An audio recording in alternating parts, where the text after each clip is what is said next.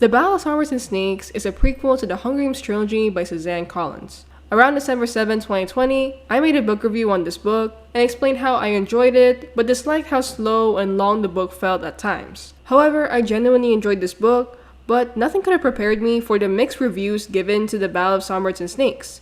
When ranking the Hunger Games books, I've seen so many people place this book at last or second to the last place, and that honestly surprised me. Like, don't get me wrong, people are allowed to have their own preferences and ranking, and I kinda did the same thing when I ranked the Hunger Games books from last time. I also ranked the Ballad of Songbirds and Snakes at second to the last, and it made me really wonder, why is this book so disliked? Like, every time I see people rank or talk about this book, there's just so much mixed discussions about it. Some people loved this book and called it the best, others found it mid, and the rest just hated it and called it boring. It's a pretty noticeable shift if you compare the reception to the original trilogy or The Sunrise and the Reaping. The original trilogy is generally positively received among the fandom, and The Sunrise and the Reaping, another Hunger Games prequel, got overwhelming love and praise this year, and even got a movie deal almost immediately. So, why did fans not appreciate the Ballad of Songbirds and Snakes like they did for the other books?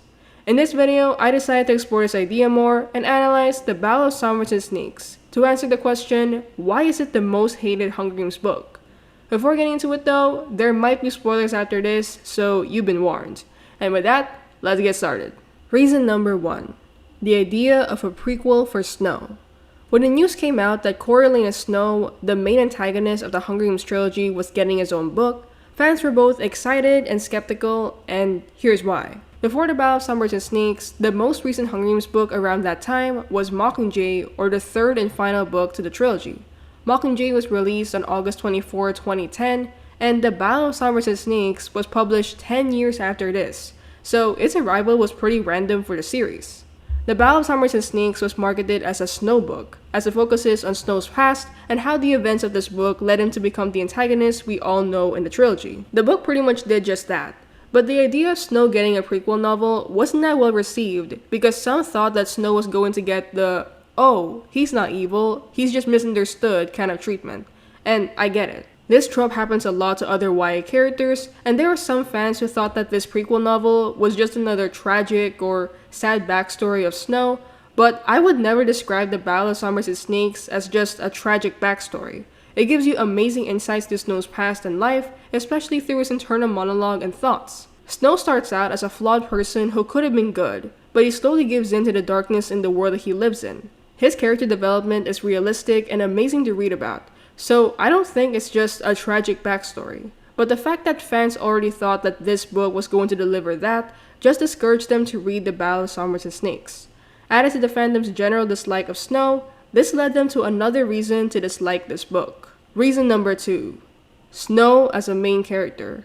I don't think I'm the first person to say that Snow is a very hard person to root for in the book. He's the last person I'd support from the original trilogy, especially with how he acts sometimes in the Ballad of Songbirds and Snakes.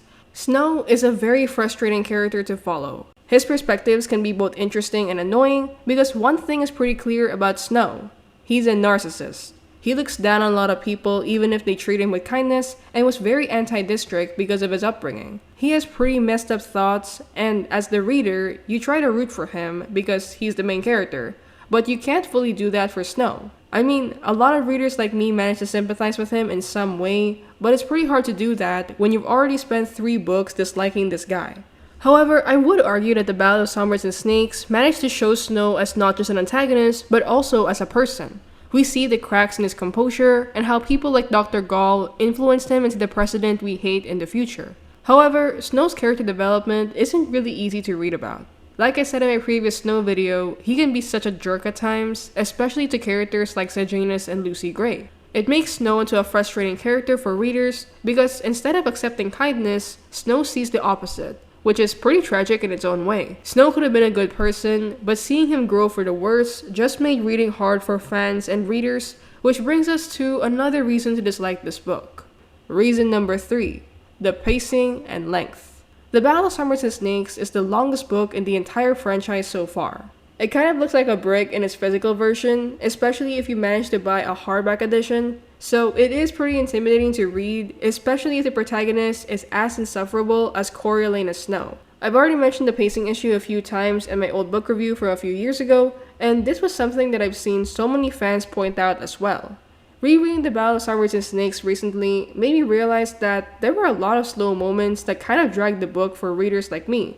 But looking at it now, I realized that Suzanne Collins did this to make build-up and stakes for the book, but it didn't fully do that. There was build-up to Act 3, but I think there were times when the book could have been a bit faster to match the pace that Act 3 had. I've heard some fans say that Act 3 was rushed, and I kind of agree.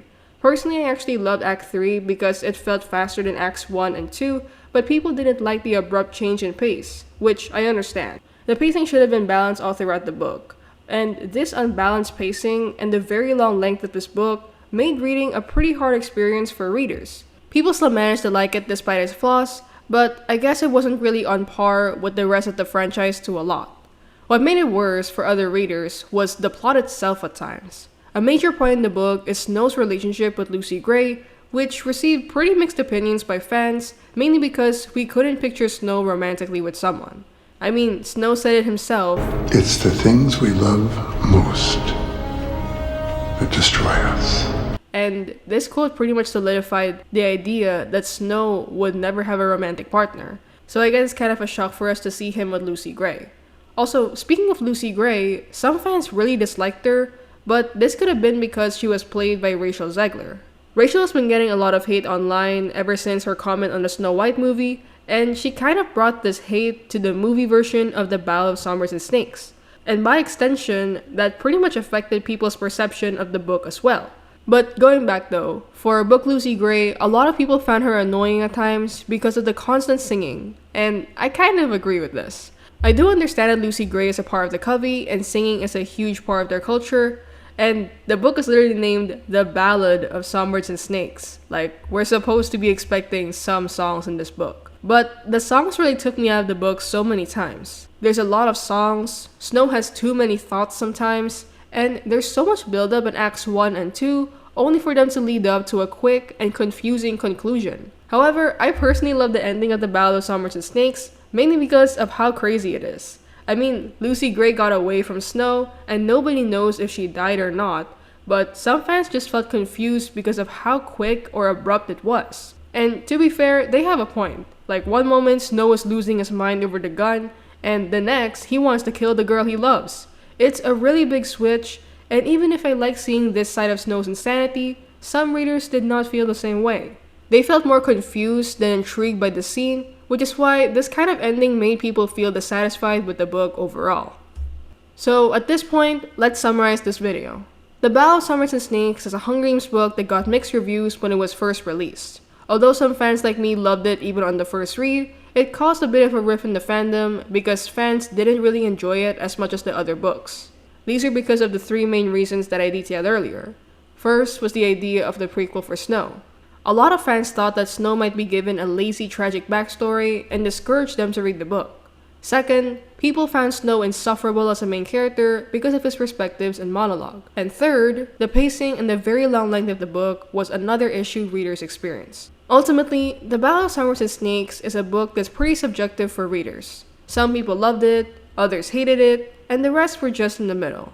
Personally, I'm part of the first group. I love this book, and while it does have its flaws like the pacing and the length, I think it's still up there as one of my most favorite books of all time. So, how about you? What do you think of The Ballad of Songbirds and Snakes? Let me know in the comments down below.